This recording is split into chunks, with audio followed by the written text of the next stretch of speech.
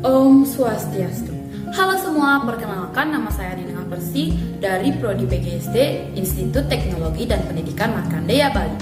Pada video kali ini saya akan menjelaskan tentang konsep dasar bimbingan dan konseling perkembangan di tingkat SLTP dan SLTA. Oke, kita lanjut ke penjelasannya. Kak, sebelum mulai saya mau bertanya, SLTP sama SLTA apaan ya? Oke, jadi SLTP dan SLTA itu berbeda.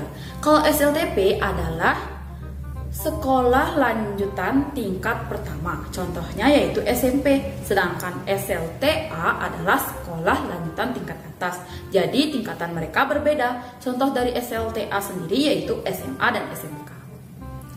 Sudah paham? Oh, jadi SLTP itu sekolah lanjutan tingkat pertama dan SLTA sekolah lanjutan tingkat atas. Jadi SLTP itu untuk SMP dan SLTA untuk SMA SMK. Oke, Kak. Oke, kita lanjut ke materinya. Bimbingan konseling adalah salah satu proses interaksi antara konselor dengan konseli, baik secara langsung ataupun tidak langsung.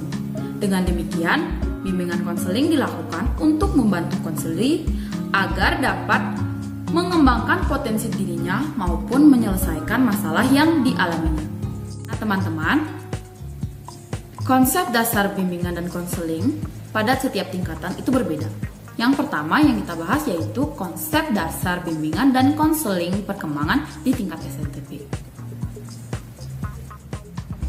Nah, konsep dasar bimbingan dan konseling perkembangan di SLTP pada masa ini, bimbingan konseling yang diberikan adalah informasi kemampuan yang mampu dikembangkan oleh anak, baik bakat, minat, dan kemampuan khusus yang dimiliki.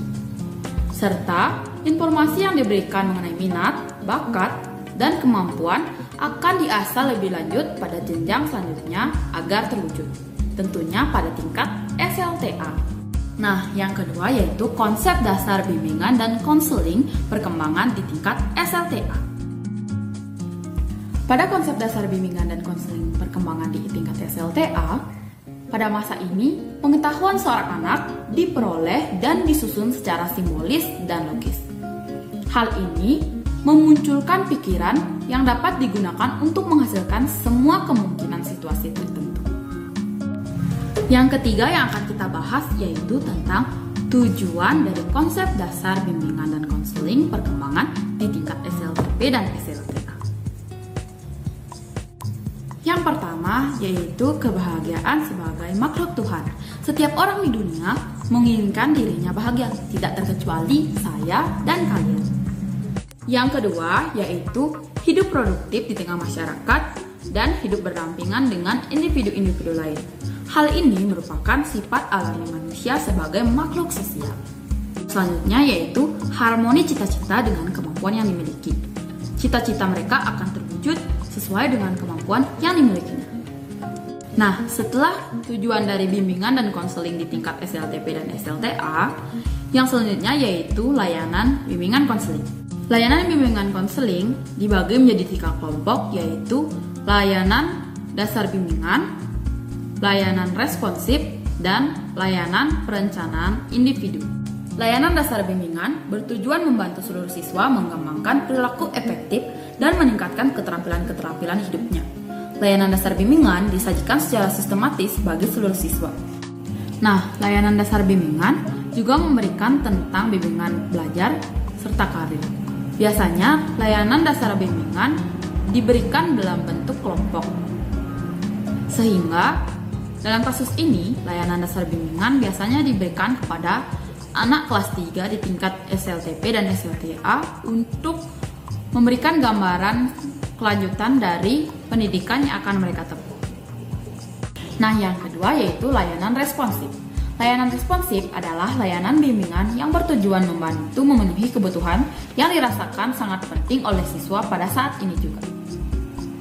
Nah, sebagai contoh yaitu kita sebagai mahasiswa ketika melakukan bimbingan dengan pembimbing akademik kita. Pada saat kita mengkonsultasikan sesuatu, terutama tentang masalah kuliah, tentunya pembimbing akademik akan memberikan solusi pada saat itu juga. Dan yang terakhir pada layanan bimbingan konseling di tingkat SLTP SLTA, yaitu layanan perencanaan individu. Layanan ini adalah upaya bimbingan yang bertujuan membantu seluruh siswa membuat dan mengimplementasikan rencana-rencana pendidikan, kehidupan, dan kehidupan sosial. Tujuan utama dari layanan ini adalah membantu siswa belajar, memahami perkembangan dirinya sendiri. Nah, kita masuk pada materi yang terakhir, yaitu manajemen, bimbingan, dan konseling perkembangan di tingkat SLTP dan SLTA.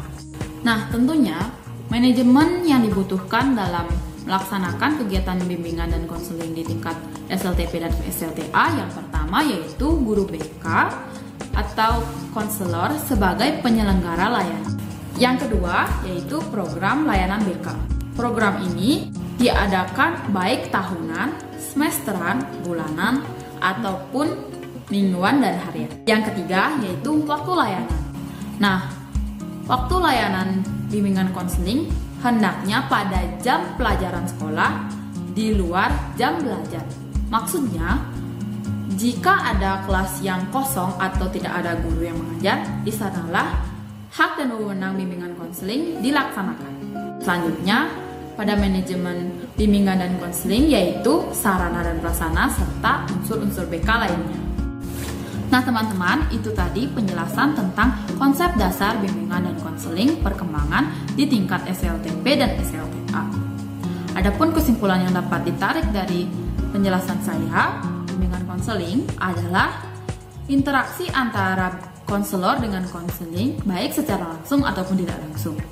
Pada jenjang SLTP dan SLTA, bimbingan konseling yang diberikan guna mengarahkan konseli ke arah yang lebih baik dan menyelesaikan masalahnya sebagai makhluk Tuhan. Tentunya melalui layanan dan manajemen yang tepat. Oke teman-teman, sampai di situ aja. Sampai jumpa di video selanjutnya. Bye-bye.